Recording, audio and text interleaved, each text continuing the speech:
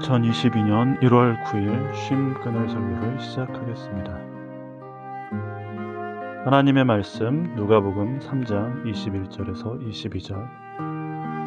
백성이 모두 세례를 받았다. 예수께서도 세례를 받으시고 기도하시는데 하늘이 열리고 성령이 비둘기 같은 형체로 예수 위에 내려오셨다. 그리고 하늘에서 이런 소리가 울려왔다. 너는 내 사랑하는 아들이요 나는 너를 좋아한다. 아멘. 사랑받는 자 예수의 자기 정체성이라고 하는 제목으로 쉼 끊을 설교를 시작하겠습니다. 오늘은 주연절 첫째 주일, 또 세례주일입니다. 복음서에서는 예수의 세례가 그의 공생애의 시작을 알리지요. 세례란 무엇일까요? 그 세례자 요한이 이스라엘의 회개를 촉구하며 행했던 의식이 세례입니다. 물에 몸을 담그고 나오는 세례 의식은 죄를 씻겨내고 새로운 존재로 살아가겠다라는 의미가 담겨 있습니다. 세례는 과거의 묵은 삶의 형태가 아닌 새로운 삶을 살고자 하는 바람이 담겨 있습니다. 과거의 삶이란 세례 요한의 말을 빌리면 진노가 닥쳐오는 삶입니다. 좋은 열매를 맺을 수 없어 도끼가 이미 나무 뿌리 앞에 놓여있는 삶입니다. 그리고 그런 삶이 지속된다면 찍혀서 불 속에 던져진다고 세례 요한은 말합니다. 과거의 삶이란 타인의 고통에 아랑곳하지 않고 자신의 안위만을 위한 삶입니다. 세례 요한은 세례를 받으러 나오는 이들, 바리새인들, 세리, 군인들을 향해서 너희가 아브라함의 자손이라 생각하지 마라. 너희는 독사의 자식들이다 라고 고발합니다. 사람을 향해 독사에 비유한다는 것은 얼마나 큰 모욕입니까? 그들이 버려야 할 독사 같은 삶의 행태에 대해 요한은 옷과 음식을 더 가진 자는 나누어라. 또 정한 세금 이상 받지 마라. 힘과 권력으로 타인의 것을 갈취하고 빼앗는 일을 그치고 정한 봉급으로 만족해라 라고 말합니다. 탐욕을 그치고 없는 이들에게 베풀고 나누라고 말합니다. 그것이 요한이 말한 세례의 의미지요. 그것이 진정한 아브라함의 자손, 하나님 나라의 백성의 길이다 라고 세례 요한은 설파합니다. 세례 요한은 그런 면에서 후기 선지자들의 모습과 같습니다. 아모스 같은 선지자는 가난한 자가 신 한 켤레에 팔려나가는 세상은 아무리 그 군사력이 증강이 되고 국토가 넓어지고 번영 속에 있다 할지라도 하나님의 심판이 기다리고 있는 세상이다라고 말하고 있죠. 탐욕, 탐심이야말로 인간의 죄악입니다. 타인에게 폭력을 행사하고 무례히 굴며 타인의 아픔에 공감하지 못하는 이유는 무엇 때문입니까? 탐심 때문이죠. 자본의 욕망에 사로잡힌 지금 이 시대는 가히 탐심의 시대라 말 수 있습니다. 우리는 끊임없이 더 많은 돈을 욕망하는 시대를 살아가고 있습니다. 어떻게 하면 더 많은 재물을 얻을까에 온 신경이 곤두서 있는 시대입니다. 주식, 부동산, 비트코인, 젊은이에서 노인에 이르기까지 재물이야말로 초미의 관심사가 되었습니다. 왜 그런 것일까요? 물론 자본주의의 시대에서 돈은 다른 어느 시대보다 중요한 가치가 맞습니다. 소비하지 않고선 삶이 불가능한 시대에 돈이 없으면 생존의 위협은 더 커질 수밖에 없지요. 우리를 압박하는, 내적으로 압박하는 모든 것들은 다 무엇을 요구합니까? 돈을 요구합니다.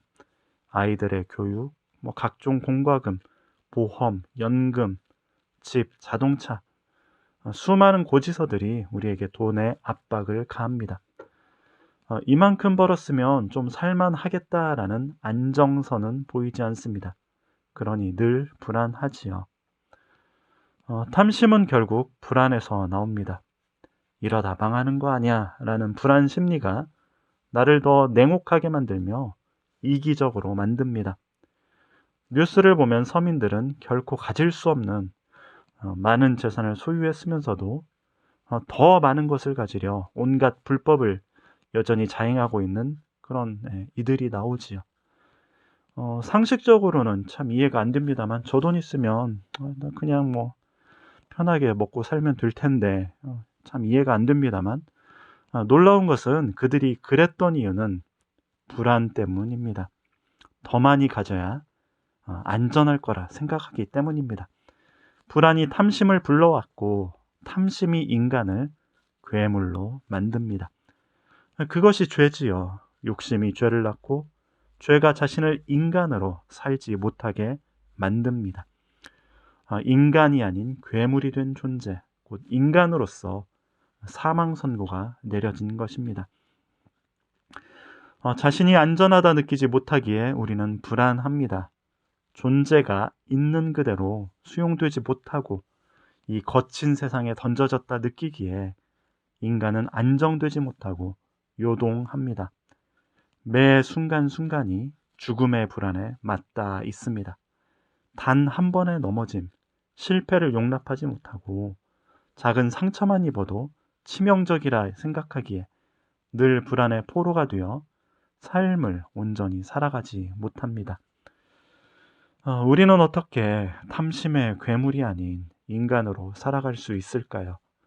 낡은 이전의 삶의 방식, 탐심의 방식이 아닌 하나님 나라 백성의 방식으로 살아갈 수 있을까요? 낡은 과거의 삶과 절연한다라는 것은 곧 새로운 존재로서의 삶을 살아감으로 가능한 일이지요. 회개란 낡은 존재에 대한 뉘우침, 한탄, 눈물만을 뜻하지 않습니다. 그래서 어떻게 살아갈 것인가? 이전엔 이렇게 살았는데 그게 아니라 이제는 앞으로는 어떤 존재가 될 것인가? 앞을 향해 나아가는 것이 회개입니다. 과거에 내가 잘못됐다 이 지적만 하고 정작 새로운 삶이 없다면 그것은 아무것도 아니죠. 그런 것을 회개라 할 수 없는 것이죠. 그래서 저는 눈물 많이 흘리는 게 과연 회개인가 좀 의문이 많이 듭니다. 우리는 어떻게 새로운 존재로서의 시작을 할 수 있을까요? 불안에 사로잡히지 않고 탐심에 영혼을 팔지 않으면서 어떻게 이전과는 다른 사람으로서 살아갈 수 있을지요. 세례를 받으신 주님에게 성령이 임하셨습니다. 예수님의 공생애는 성령과 함께 시작합니다. 예수의 영혼, 내면의 중심엔 성령이 함께 하셨습니다. 새로운 존재로서의 삶에 성령은 동행하셔야 합니다. 우리의 내면은 얼마나 연약합니까? 또 얼마나 쉽게 무너집니까? 외롭고 고독한 영혼을 성령께서 붙드셔야 비로소 이 냉혹한 세계 속에서 우리가 탐욕에 휘달리는 낡은 존재의 방식을 버리고 살아갈 수 있습니다. 성령께서는 불안한 영혼을 위로하시며 힘을 주시며 늘 붙들어 주시기 때문입니다. 그렇게 예수는 성령에 이끌리어 광야에 금식을 하시고 마귀의 시험을 이기실 수 있었던 것입니다. 새로운 존재로서 힘있게 살아가기 위해서는 성령이 동행하셔야 합니다. 그리고 자신이 누구인지를 분명하게 알아야 합니다. 성령의 임재 후 예수를 향해 하늘에서 소리가 들려옵니다. 너는 내가 사랑하는 아들, 내가 기뻐하는 아들이다. 예수님의 정체성은 이것이지요. 하나님의 사랑받는 자, 하나님의 마음에 드는 존재, 하나님이 기뻐하는 자. 이것이 곧 예수의 정체성입니다. 우리가 불안한 이유는 결국 자신이 의지할 것 없는 던져진 존재라는 실존 때문입니다.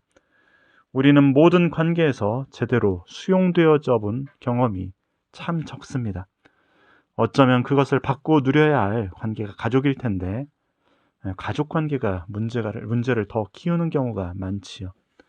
부모에게 사랑과 인정을 받고 정서적으로 건강하게 성장하는 것이 정상이라는데 정상 경험을 하지 못하고 성장하는 경우가 참 대부분이지 않습니까?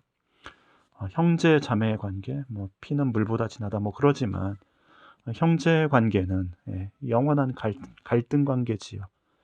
그러니 가인과 아벨, 또 로마를 세웠던 로물루스 레무스 형제처럼 형제 살해 이야기가 나오는 것 아닙니까? 예수님은 자신이 하나님의 사랑받는 자라는 정체성을 붙잡고 사셨습니다. 그것은 또한 우리가 붙잡아야 할 자기 자신에 대한 정체성이기도 합니다. 하나님의 사랑받는 자. 스스로에 대해 부정적이고 빈약한 자아상을 지닌 이들은 삶이 두렵고 불안할 수밖에 없습니다. 탐욕의 영혼을 팔아야 그 불안을 잠재울 수 있다 생각합니다. 그래서 세상이 이렇게 잔혹하게 미쳐 돌아가는 것 아닙니까? 심리학에선 그래서 자존감, 자기 가치감이 정신장애의 중요한 원인이다라고 보는데, 이 자존감, 자기 가치감을 회복하기 위해서는 누군가의 안정적인 사랑이 필요하다 끊임없이 말하는 것이죠. 하나님의 사랑받는 자, 하나님께서 날 사랑하시는 것처럼 자신을 사랑스럽게 대하는 것, 이것이 바로 예수께서 보여주신 그리스도인의 자기 정체성입니다. 여러분, 예수님을 보십시오. 그분은 얼마나 자유한 존재로 사셨습니까? 자유한 영혼만이 진정 행복할 수 있는 법입니다. 사랑받는 자만이 스스로 불안하지 않고 세상을 자유한 존재로 걸어 나갈 수 있습니다. 새로운 한 해가 시작되었습니다. 한 해가 어떻게 펼쳐질지 우리는 알지 못합니다. 코로나가 어떻게 될지, 또 아이들의 교육과 진로는 어떻게 될지, 경제 상황이 어떻게 될지 우리는 알 수 없습니다.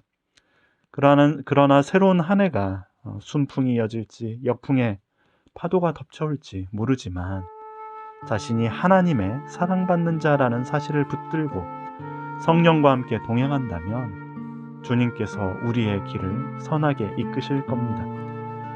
예수님이 그러하셨던 것처럼 우리 역시 하나님의 사랑받는 자라는 자기 정체성을 지니고 새로운 한 해 주님이 이끄시길 기대하면서 살아가길 바랍니다.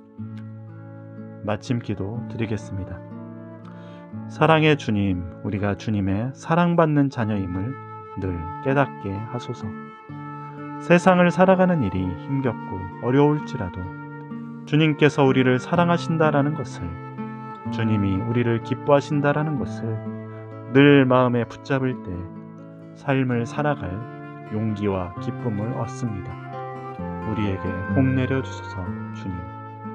아멘.